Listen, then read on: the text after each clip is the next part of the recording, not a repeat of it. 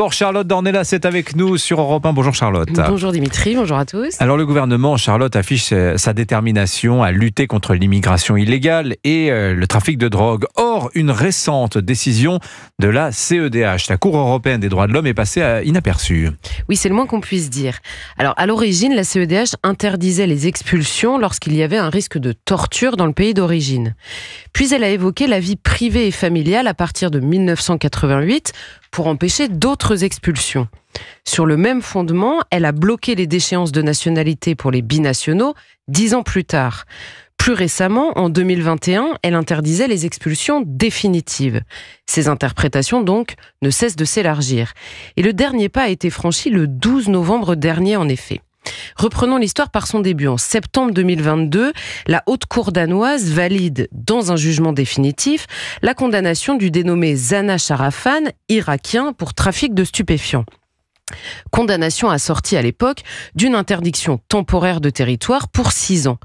Mais l'intéressé est mécontent de la décision et a le droit de le faire savoir. Il dépose un recours devant la CEDH en invoquant le respect de sa vie privée et familiale. Anecdotique sans doute, il n'a ni femme ni enfant au Danemark, mais passons. Ah oui, quand même, oui.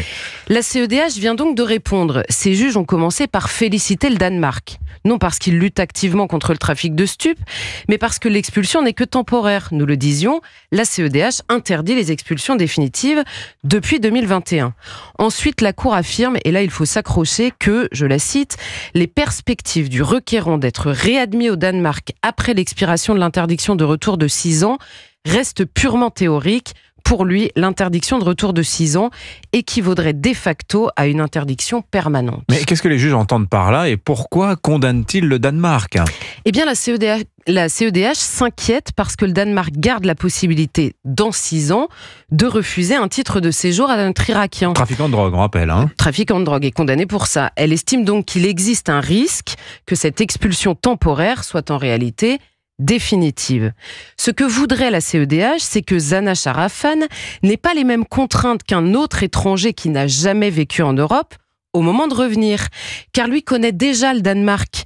Il y a une vie privée, nous dit la CEDH, et elle se donne le droit de la protéger. Cet homme devrait donc avoir une garantie de retour sans réclamer de titre de séjour, comme n'importe quel autre étranger, dans 6 ans. Incroyable. Mais concrètement, quelles sont les conséquences d'une telle décision, Charlotte ? Très bonne question, parce que ça n'est pas fini. Le requérant a été libéré en août 2021 et il ne s'est pas présenté à la convocation des autorités danoises pour exécuter la fin de sa peine. On ignore ce qu'il est advenu de lui par la suite, précise le jugement, qui examine donc le cas d'un homme qui s'est évanoui dans la nature et n'a donc même pas été expulsé.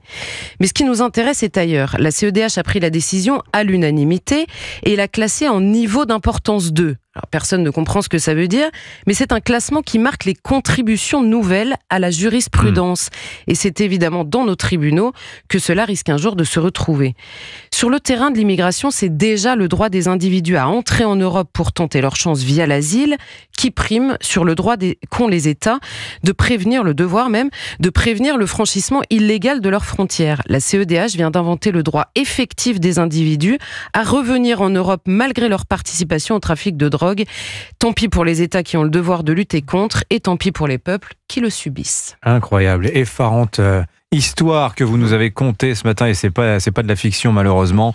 Merci beaucoup Charlotte Dornelas sur Europe 1. Merci à vous Charlotte.